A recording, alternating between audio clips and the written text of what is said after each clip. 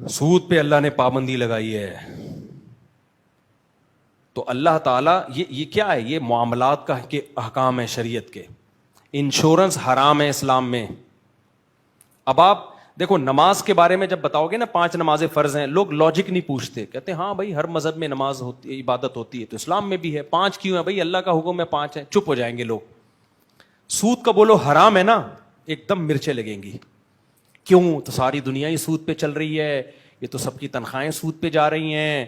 بھائی یہ کون سا حرام؟ بھائی وہ پھر غامدی صاحب کے فتوے تو آپ کو پتا ہے, وہ بیٹھے ہوئے ہیں ہر چیز کو حلال کرنے کے لیے. ایکچولی یہ وہ والا سود ہی نہیں ہے, وہ والا سود تو کچھ اور تھا. قسطوں پہ اگر آپ پینلٹی لگا کے اضافی رقم لیتے ہیں تو وہ سود نہیں ہے. ایکچولی کر کے بڑا ہی غرق کر دیا.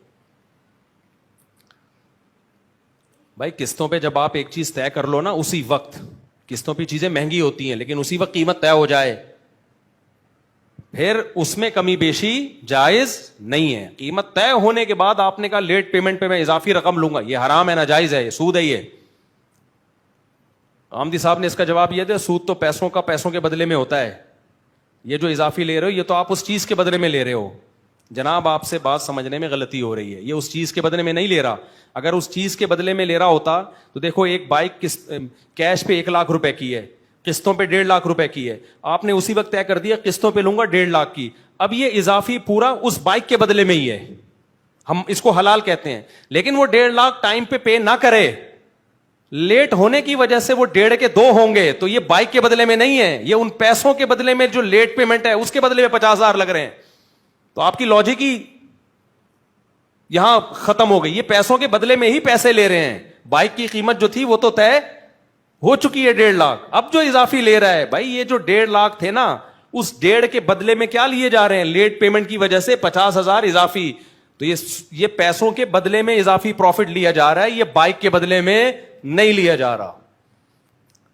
تو حامدی صاحب نے جو اس طرح سے سود کو حلال کیا ہے نا, ایک صاحب مجھے کہنے لگے میں نے فتویٰ لے لیا ان سے تو میں کیا کروں, میں تو مجبور ہوں. میں نے کہا بھائی آپ کے لیے جب بھی دنیا میں اصول ہے, ہر چیز کے ماہرین سے فتویٰ لیا جاتا ہے. آپ کہو کہ جی مجھے بیمار تھا اور میں 20 قسم کی بیماریاں تھیں, میں نے تو وہ جو ایک صاحب ہمارے محلے میں بیٹھے ہوئے ہیں ان سے علاج کرا لیا, میں کیا کروں, وہ تو بڑی زبردست باتیں کرتا ہے. تو کیا اس کی زبردست باتوں کی بیس پہ آپ کے لیے اس سے علاج کرانا جائز ہوگا؟ مر گئے تو خودکشی کا گناہ ہوگا. لوگ کہیں گے بھائی پراپر وے میں جب تک ڈاکٹر نہیں ہے, حکیم نہیں ہے, آپ کے لیے اس سے علاج کرانا جائز نہیں ہے. تو جب تک کوئی پراپر عالم نہ ہو آپ کے لیے اس سے فتویٰ لینا جائز نہیں ہے, چاہے وہ کیسی میٹھی باتیں کر رہا ہو. تو سود کو اسلام نے حرام قرار دیا. اس میں اب لوگوں کا چونکہ مزے خراب ہوتے ہیں, پیسوں کی محبت ہے, تو اتنے دلائل, ساری دنیا سود کھا رہی. کیوں کھا رہی ہے ساری دنیا سود؟ بھائی کہنے دیکھو تنخواہیں سب کی بینکوں سے آتی ہیں. بھائی تنخواہ بینک سے آنے سے وہ تنخواہ حرام تھوڑی ہو جاتی ہے.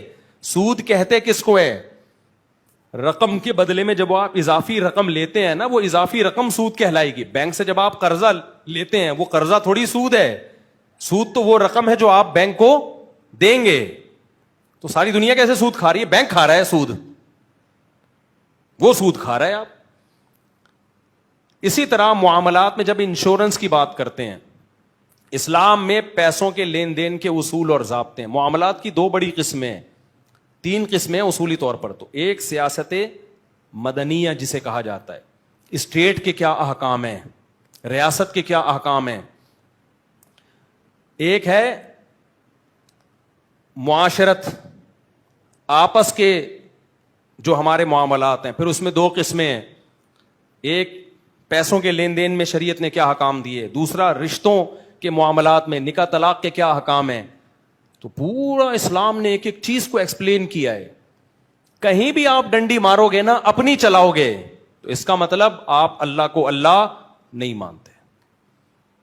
تو پیسوں کے لین دین میں اسلام نے ہمیں باؤنڈ کیا ہے کہ سود والے طریقے سے آپ پیسہ بولو نہیں کما سکتے. غیر مسلم کما سکتا ہے, وہ کما